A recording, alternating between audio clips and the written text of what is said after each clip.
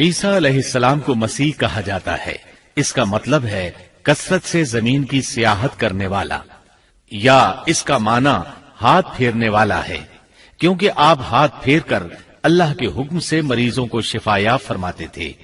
آپ کی پیدائش اللہ تعالیٰ کا ایک بہت عظیم معجزہ ہے۔ اللہ تعالیٰ سورہ مریم آیات 16 تا 23 میں فرماتے ہیں، وَاذْكُرْ فِي الْكِتَابِ مَرْيَمَ، اس کتاب میں مریم کا بھی واقعہ بیان کیجیے جبکہ وہ اپنے گھر کے افراد سے الگ ہو کر ایک شرقی مکان میں آئیں اور ان لوگوں کی طرف سے پردہ کر لیا، پھر ہم نے اپنی روح کو ان کے پاس بھیجا، پس وہ ان کے سامنے پورا آدمی بن کر ظاہر ہوا۔ یہ کہنے لگیں، میں تجھ سے رحمان کی پناہ مانگتی ہوں اگر تو کچھ بھی اللہ سے ڈرنے والا ہے۔ اس نے جواب دیا کہ میں تو اللہ کا بھیجا ہوا قاصد ہوں، تجھے ایک پاکیزہ لڑکا دینے آیا ہوں۔ کہنے لگیں، بھلا میرے ہاں بچہ کیسے ہو سکتا ہے؟ مجھے تو کسی انسان کا ہاتھ تک نہیں لگا اور نہ میں بدکار ہوں۔ اس نے کہا، بات تو یہی ہے، لیکن تیرے پروردگار کا ارشاد ہے کہ وہ مجھ پر بہت ہی آسان ہے، ہم تو اسے لوگوں کے لیے ایک نشانی بنا دیں گے اور اپنی خاص رحمت۔ یہ تو ایک طے شدہ بات ہے۔ پس وہ حمل سے ہو گئیں اور اسی وجہ سے وہ یکسو ہو کر ایک دور کی جگہ چلی گئیں۔ پھر درد ذہ اسے ایک کھجور کے تنے کے نیچے لے آیا اور بے ساختہ زبان سے نکل گیا کہ کاش میں اس سے پہلے ہی مر گئی ہوتی اور لوگوں کی یاد سے بھی بھولی بسری ہو جاتی۔ سیدہ مریم بہت عبادت گزار تھی۔ انہوں نے اپنے اور لوگوں کے درمیان آڑ بنا لی تھی۔ انہیں کھانا بھی پردے کے پیچھے سے پکڑایا جاتا۔ اللہ تعالیٰ کی طرف سے بھی انہیں خاص رزق مل رہا تھا۔ اس حالت میں جبریل علیہ السلام ان کے پاس آئے۔ انہوں نے ان کے گریبان میں اللہ کے حکم سے پھونک ماری، اس سے انہیں حمل ٹھہر گیا۔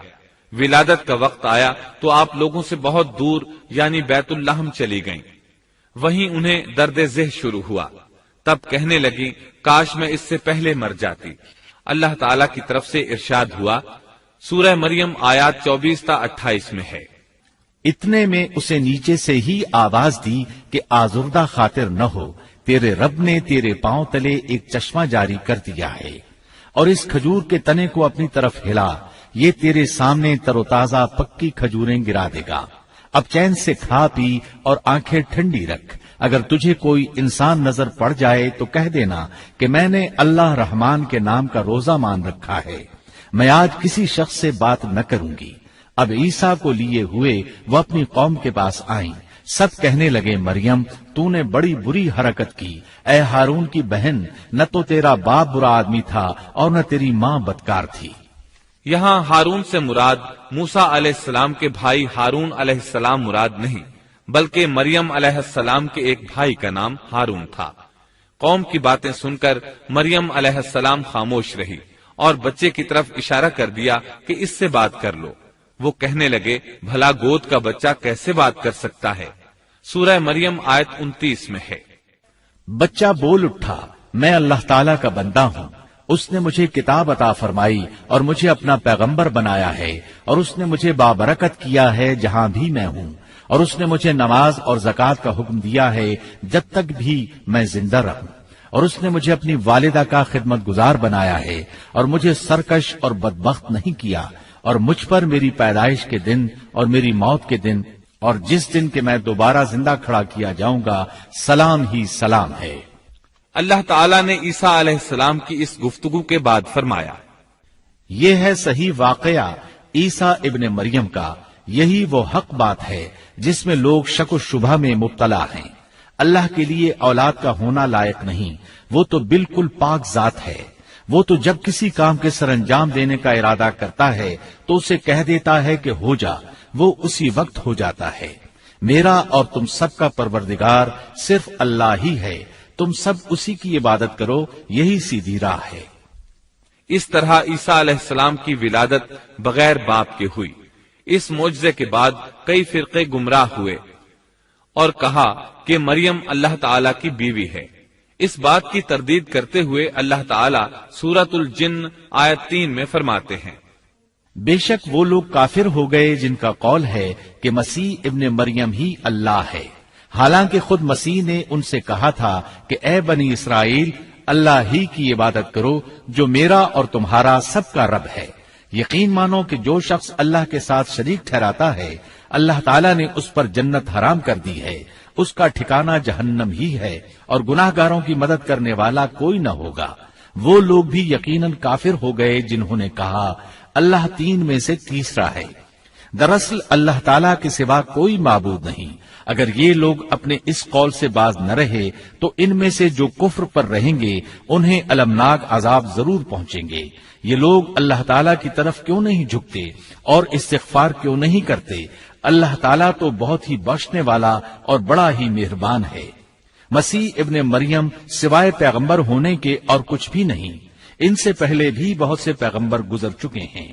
ان کی والدہ ایک راست باز عورت تھی، دونوں ماں بیٹا کھانا بھی کھایا کرتے تھے۔ آپ دیکھیے کہ کس طرح ہم ان کے سامنے دلیلیں رکھتے ہیں، پھر غور کیجئے کہ کس طرح وہ پھرے جاتے ہیں۔ اللہ تعالیٰ نے ان آیات میں عیسائیوں کے عقیدے کا رد کیا ہے، کیونکہ وہ مریم اور عیسیٰ علیہ السلام کو بھی اللہ کا حصہ مانتے ہیں۔ سورہ اخلاص میں بھی ان کے عقیدے کا ان الفاظ میں رد کیا گیا ہے۔ آپ کہہ دیجئے وہ اللہ ایک ہے، اللہ بے نیاز ہے، نہ اس سے کوئی پیدا ہوا اور نہ وہ کسی سے پیدا ہوا اور نہ کوئی اس کا ہمسر ہے۔ لوگوں نے جب مریم علیہ السلام پر تہمت لگائی، انہیں بدکار کہا، تب اللہ نے فرمایا، سورۃ النساء آیت 156 میں ہے، اور ان کے کفر کے باعث اور مریم پر بہت بڑا بہتان باندھنے کے باعث ہم نے ان پر لعنت کی۔ اسی طرح سورہ آل عمران آیت 59 میں اللہ تعالیٰ فرماتے ہیں، اللہ کے نزدیک عیسیٰ کی مثال ہو بہو آدم کی مثال ہے، جسے مٹی سے پیدا کر کے کہہ دیا کہ ہو جا، پس وہ ہو گیا۔ عیسائیوں کا مریم اور عیسیٰ علیہ السلام کے بارے میں یہ بہت بڑا جھوٹ ہے کہ عیسیٰ علیہ السلام اللہ کے بیٹے اور مریم اللہ کی بیوی ہیں۔ اللہ تعالیٰ سورہ مریم آیت 88 تا 95 میں فرماتے ہیں، ان کا قول تو یہ ہے کہ اللہ رحمان نے بھی اولاد اختیار کی ہے، یقیناً تم بہت بری اور بھاری چیز لائے ہو۔ قریب ہے کہ اس بہتان کی وجہ سے آسمان پھٹ جائیں اور زمین شق ہو جائے اور پہاڑ ریزہ ریزہ ہو جائیں کہ وہ رحمان کی اولاد ثابت کرنے بیٹھیں۔ شان رحمان کے لائق نہیں کہ وہ اولاد رکھے۔ آسمانوں اور زمین میں جو بھی ہیں سب کے سب اللہ کے غلام بن کر ہی آنے والے ہیں۔ ان سب کو اس نے گھیر رکھا ہے اور سب کو پوری طرح گن بھی رکھا ہے۔ یہ سارے کے سارے قیامت کے دن اکیلے اس کے پاس حاضر ہونے والے ہیں۔ اللہ تعالیٰ سورۃ الانعام آیت 101 میں فرماتے ہیں، وہ آسمانوں اور زمین کا موجد ہے، اللہ تعالیٰ کے ہاں اولاد کہاں ہو سکتی ہے، حالانکہ اس کی کوئی بیوی تو ہے ہی نہیں، اور اللہ تعالیٰ نے ہر چیز کو پیدا کیا ہے اور وہ ہر چیز کو خوب جانتا ہے۔ اسی طرح اللہ تعالیٰ سورۃ الزخرف آیت 81 میں فرماتے ہیں، آپ کہہ دیجئے کہ اگر بالفرض رحمان کی اولاد ہوتی تو میں سب سے پہلے عبادت کرنے والا ہوتا۔ مطلب یہ کہ تم بغیر کسی دلیل کے ایسی بات کہے جا رہے ہو۔ عیسیٰ علیہ السلام پرورش پاتے رہے، آپ کی پرورش بیت اللحم میں ہوئی۔ آپ نے بچپن ہی میں کافی علم حاصل کر لیا، کیونکہ آپ کو اور آپ کی والدہ کو اللہ تعالیٰ نے جہان والوں کے لیے اپنی قدرت کی نشانی ٹھہرایا ہے۔ اللہ تعالیٰ سورۃ المؤمنون آیت 50 میں فرماتے ہیں، اور ہم نے ابن مریم اور ان کی والدہ کو ایک نشانی بنایا اور ان دونوں کو بلند اور صاف قرار والی اور جاری پانی والی جگہ میں پناہ دی۔ علماء کہتے ہیں کہ مریم علیہ السلام بیت اللحم سے بیت المقدس کی طرف منتقل ہو گئیں۔ بیت المقدس کے پاس ایک اونچی جگہ تھی، اس میں پانی کا چشمہ بھی تھا اور پھل بھی تھے۔ عیسیٰ علیہ السلام بڑے ہو گئے، ان میں علم و حکمت اور اصلاح کی علامات واضح ہو رہی تھیں، لیکن ابھی تک آپ کو نبوت نہیں ملی تھی، یہاں تک کہ آپ کی عمر 30 سال ہو گئی۔ تب اللہ تعالیٰ نے آپ کو انجیل عطا فرمائی۔ اس کے بعد آپ نے اللہ کے رسول کی حیثیت سے دین کی دعوت شروع کی۔ اللہ تعالیٰ سورۃ المائدہ آیت 46 میں فرماتے ہیں، اور ہم نے ان کے پیچھے عیسیٰ ابن مریم کو بھیجا جو اپنے سے پہلے کی کتاب تورات کی تصدیق کرنے والے تھے، اور ہم نے انہیں انجیل عطا فرمائی جس میں نور اور ہدایت تھی، اور وہ اپنے سے پہلے کی کتاب تورات کی تصدیق کرتی تھی اور پرہیزگار لوگوں کے لیے سراسر ہدایت اور نصیحت تھی۔ اکثر مفسرین کا اس پر اتفاق ہے کہ عیسیٰ علیہ السلام کو 30 سال کی عمر میں انجیل عطا کی گئی، ساتھ ہی اللہ تعالیٰ نے انہیں عظیم معجزات عطا فرمائے۔ سورہ آل عمران آیت 48 اور 49 میں اللہ تعالیٰ فرماتے ہیں، اور اللہ اسے لکھنا اور حکمت اور تورات اور انجیل سکھلائے گا، اور وہ بنی اسرائیل کی طرف رسول ہوگا کہ میں تمہارے پاس تمہارے رب کی نشانی لایا ہوں۔ میں تمہارے لیے پرندے کی شکل کی طرح مٹی کا پرندہ بناتا ہوں، پھر اس میں پھونک مارتا ہوں تو وہ اللہ تعالیٰ کے حکم سے پرندہ بن جاتا ہے، اور اللہ کے حکم سے میں مادرزاد اندھے کو اور کوڑھی کو اچھا کر دیتا ہوں، اور مردے کو جلا دیتا ہوں، اور جو کچھ تم کھاؤ اور جو اپنے گھروں میں ذخیرہ کرو میں وہ تمہیں بتا دیتا ہوں۔ اس میں تمہارے لیے بہت بڑی نشانی ہے اگر تم ایماندار ہو۔ اس طرح عیسیٰ علیہ السلام بنی اسرائیل کی طرف مبعوث ہوئے۔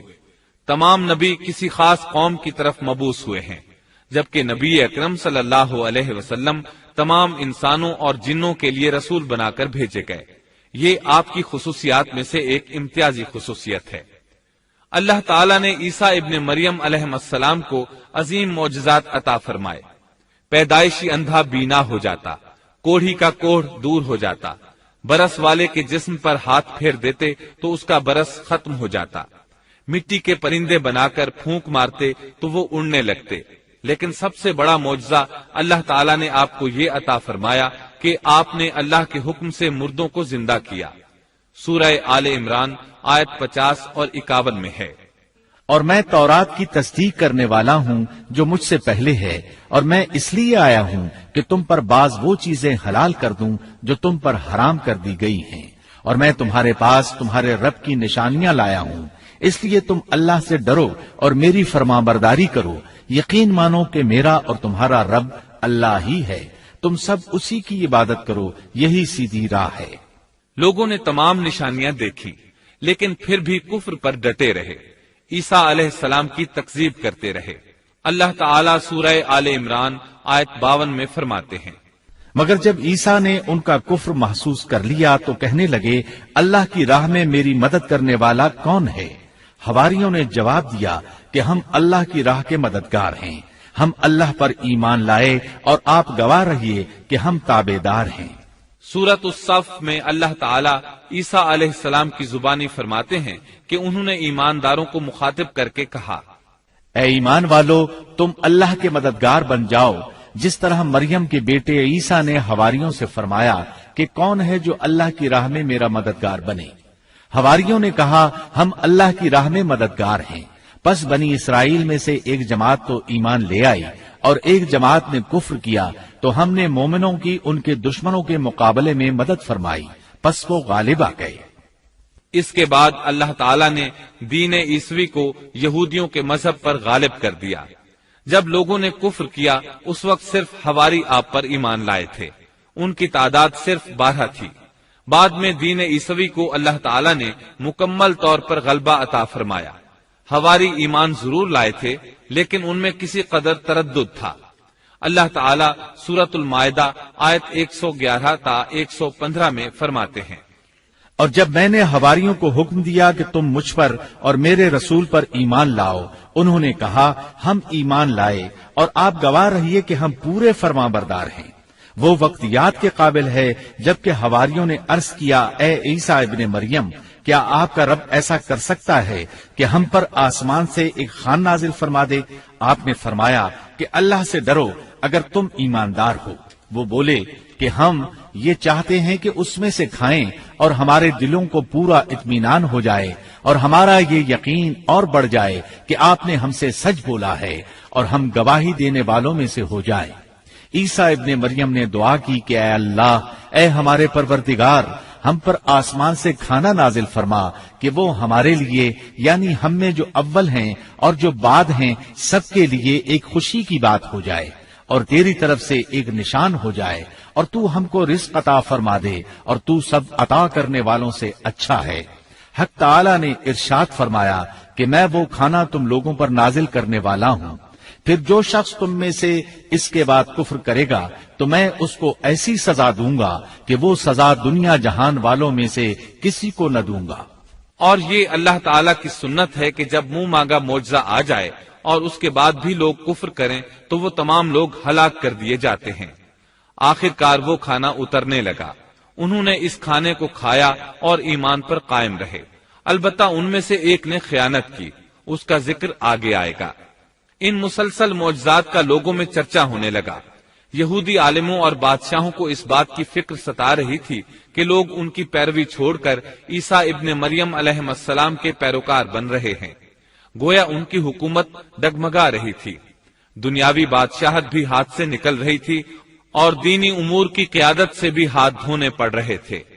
یہ صورتحال دیکھ کر یہودی عالم یہودی بادشاہ کے پاس گئے، اسے عیسیٰ علیہ السلام کے بارے میں خوف زدہ کرنے لگے، کہنے لگے وہ خود کو یہود کا بادشاہ خیال کرتا ہے اور دعویٰ کر رہا ہے کہ جلد تم سے بادشاہت چھین لے گا۔ بادشاہ کو اپنی حکومت کی پڑ گئی، اس نے حکم دیا اسے سولی پر چڑھا دو۔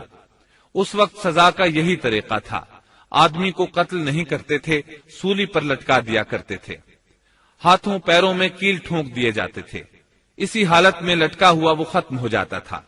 اس طرح یہودیوں نے عیسیٰ علیہ السلام کے قتل کا پروگرام بنایا۔ یہ آپ کے رسول بننے کے 3 سال بعد کی بات ہے۔ انجیل متی کے مطابق یہودیوں نے جس شخص کو عیسیٰ علیہ السلام کے خلاف ابھارا تھا وہ روم کا گورنر تھا، اس کا نام پونتس پیلاطس تھا۔ اس نے اپنے سپاہیوں سے مل کر عیسیٰ علیہ السلام کو گرفتار کرنے کی سازش تیار کی اور عیسیٰ علیہ السلام کے ایک شاگرد یہودا اسکریوتی کو 30 دینار پر جاسوسی کے لیے تیار کر لیا۔ ان دنوں عیسیٰ علیہ السلام مذہبی تہوار فصح منانے بیت المقدس آئے ہوئے تھے۔ یہاں عیسیٰ علیہ السلام نے کھانا کھایا اور اپنے 11 شاگردوں سمیت شہر سے باہر کتسمنی نامی ایک جگہ پر رات گزارنے کے لیے تشریف لے گئے۔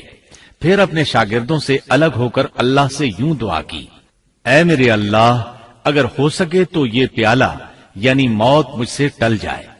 اس کے جواب میں تسلی نازل ہوئی۔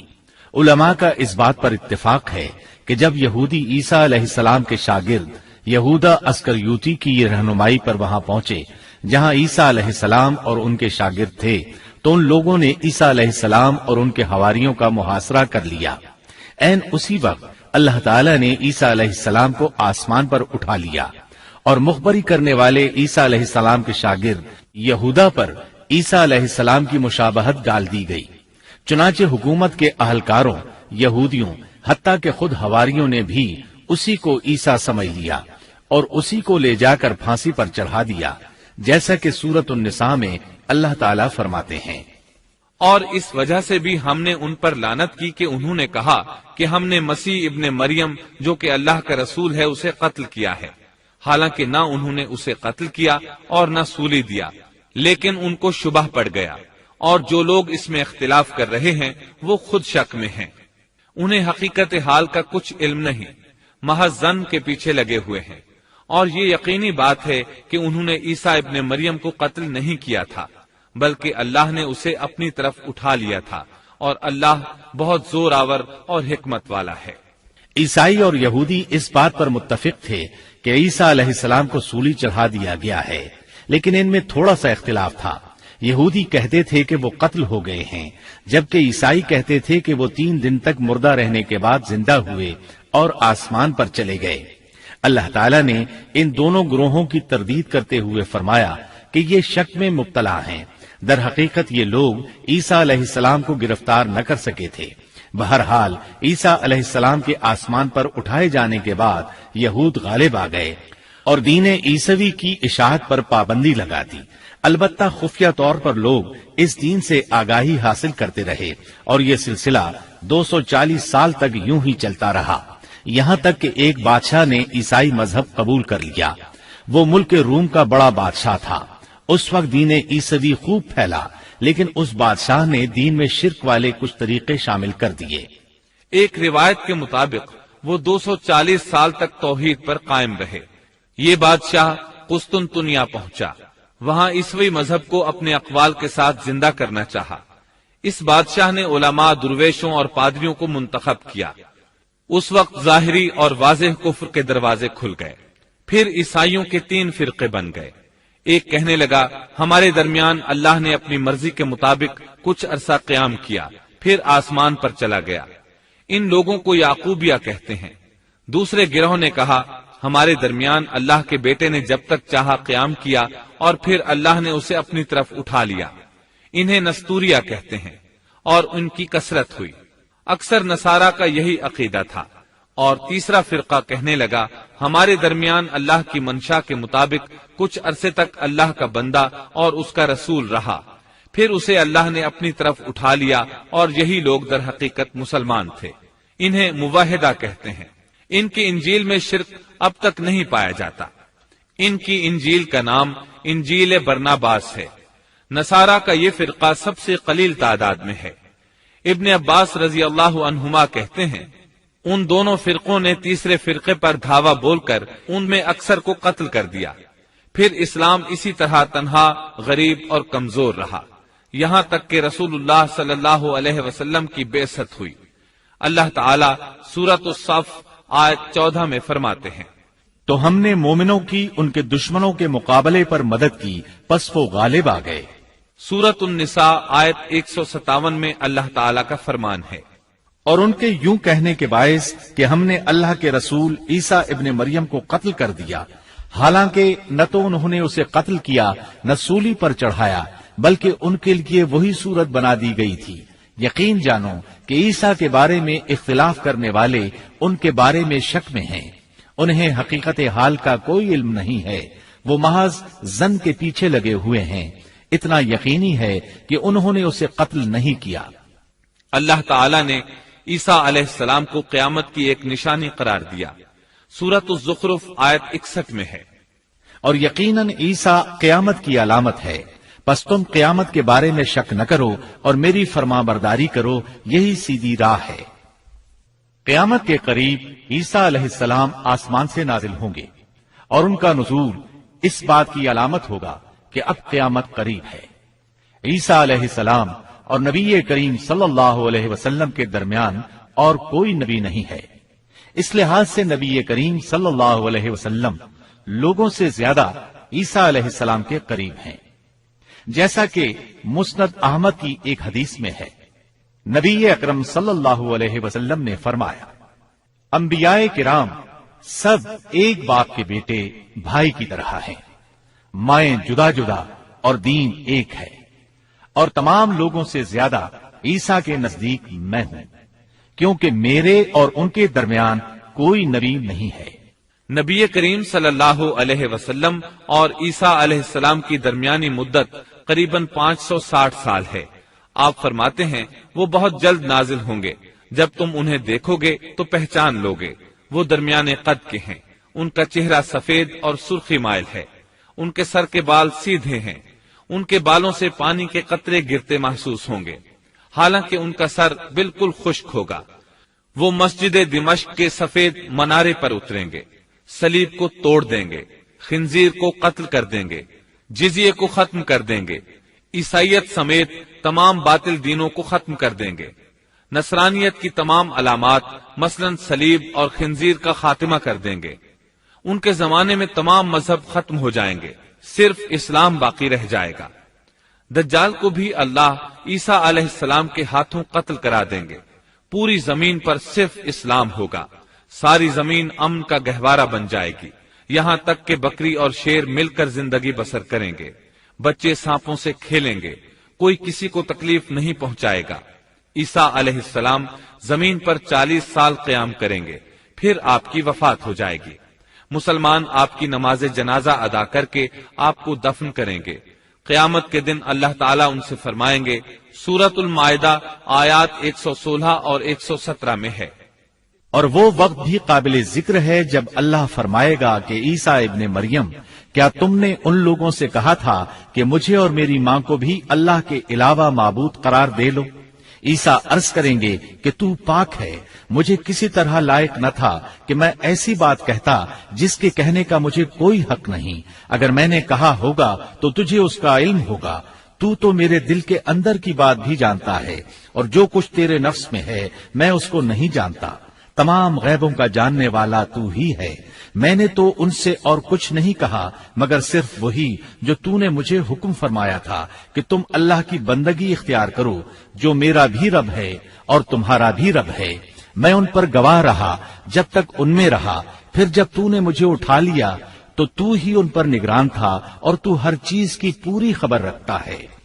اللہ تعالی اہل کتاب کو مخاطب کر کے سورۃ النساء آیات 171 اور 172 میں فرماتے ہیں، اے اہل کتاب، اپنے دین کے بارے میں حد سے نہ گزر جاؤ اور اللہ پر بجز حق کے اور کچھ نہ کہو۔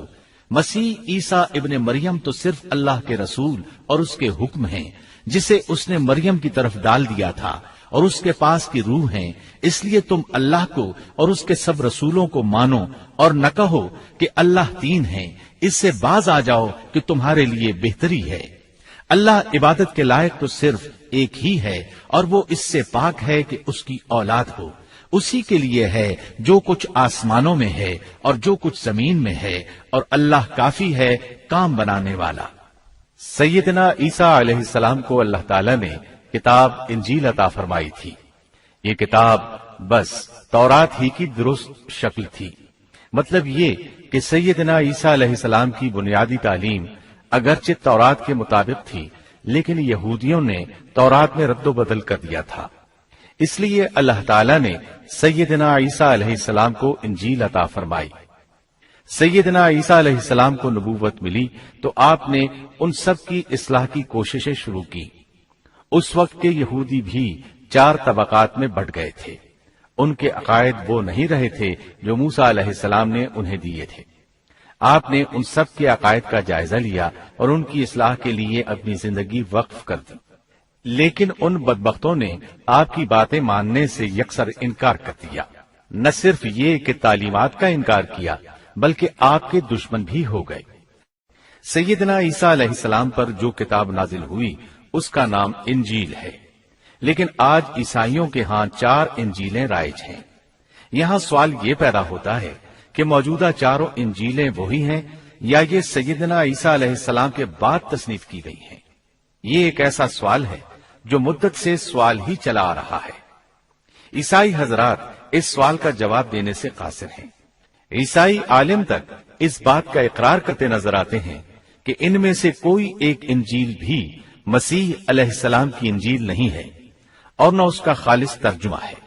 موجودہ انجیلوں کے بارے میں عیسائیوں کے ہاں کوئی ایسی سند موجود نہیں جس کی بنا پر وہ کہہ سکیں کہ ان کی روایات کا سلسلہ سیدنا عیسیٰ علیہ السلام یا ان کے شاگردوں تک پہنچتا ہے۔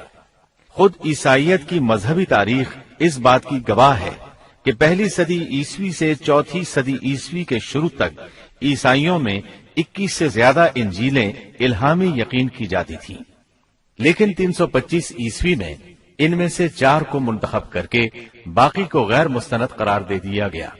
4 انجیلوں کا یہ انتخاب بھی کسی تاریخی یا علمی بنیاد پر نہیں کیا گیا تھا، بلکہ اس کے لیے ایک طرح کی فال نکالی گئی تھی۔ اس فال کو الہامی اشارہ سمجھ لیا گیا تھا۔ ان 4 انجیلوں میں متی کی انجیل سب سے قدیم گنی جاتی ہے۔ اس کے باوجود عیسائیوں کے پرانے عالم یہ بات تسلیم کرتے ہیں کہ یہ انجیل متی اصلی نہیں بلکہ اس کا ترجمہ ہے، اس لیے کہ اصل کتاب عبرانی زبان میں تھی جو اب ناپید اور ضائع ہو گئی ہے، اور موجودہ ترجمے کے بارے میں قطعی طور پر یہ نہیں کہا جا سکتا کہ یہ اصل زبان کا ترجمہ ہے، جبکہ مترجم کا نام تک معلوم نہیں اور نہ یہ پتا ہے کہ ترجمہ ہوا کے زمانے میں تھا۔ دوسری انجیل مرقس کی انجیل ہے۔ اس کے بارے میں مشہور عیسائی عالم پطرس گوماگ اپنی کتاب میں مرقس کے سوانح حیات پر لکھتا ہے کہ یہ نسلاً یہودی تھا اور عیسیٰ علیہ السلام کے حواری پطرس کا شاگرد تھا۔ جب رومیوں نے عیسائیت اختیار کر لی تو اس نے ان کے مطالبے پر یہ انجیل تصنیف کی۔ وہ سن 68 عیسوی میں اسکندریہ کے قید خانے میں بت پرستوں کے ہاتھوں قتل ہوا۔ تیسری انجیل لوقا کی انجیل ہے۔ عیسائی عالموں میں متی کی انجیل کے بارے میں جتنے اختلافات ہیں ان سے زیادہ لوقائی انجیل میں موجود ہیں۔ خود لوقا نے اپنی انجیل کے بارے میں لکھا ہے کہ یہ انجیل اس نے شاہ فیلس کے ساتھ خط و کتابت کی بنیاد پر لکھی ہے۔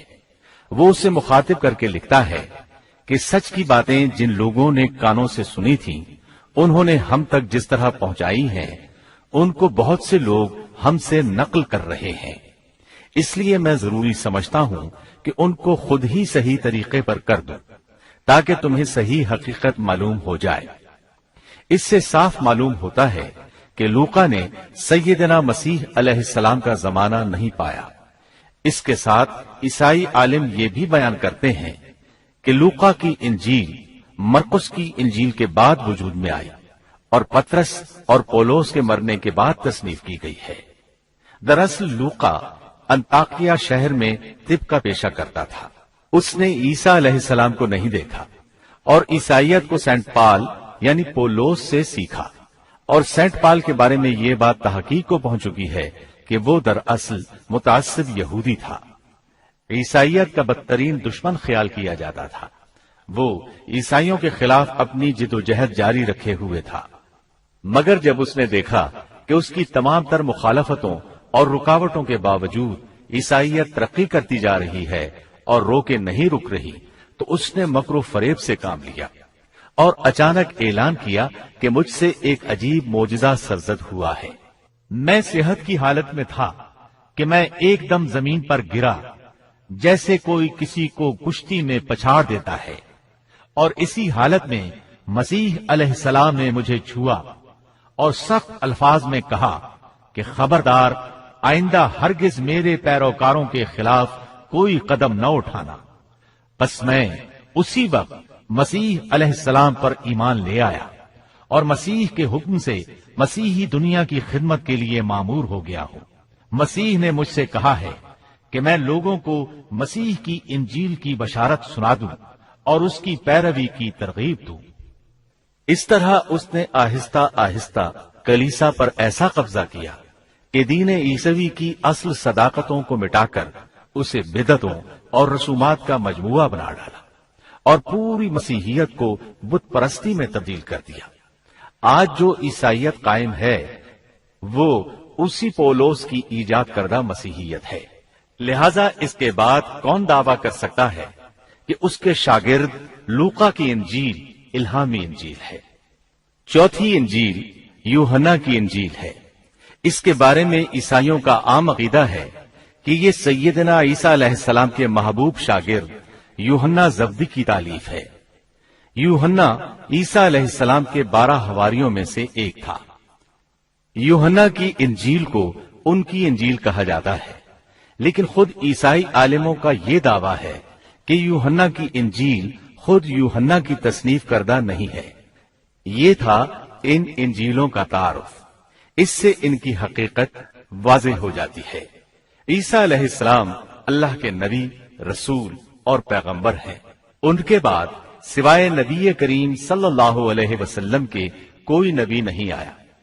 نبی کریم صلی اللہ علیہ وسلم افضل النبیین ہیں، افضل المرسلین اور خاتم النبیین ہیں۔ آپ پر اور تمام انبیاء کرام پر اللہ تعالی کی رحمت نازل ہوں، آمین۔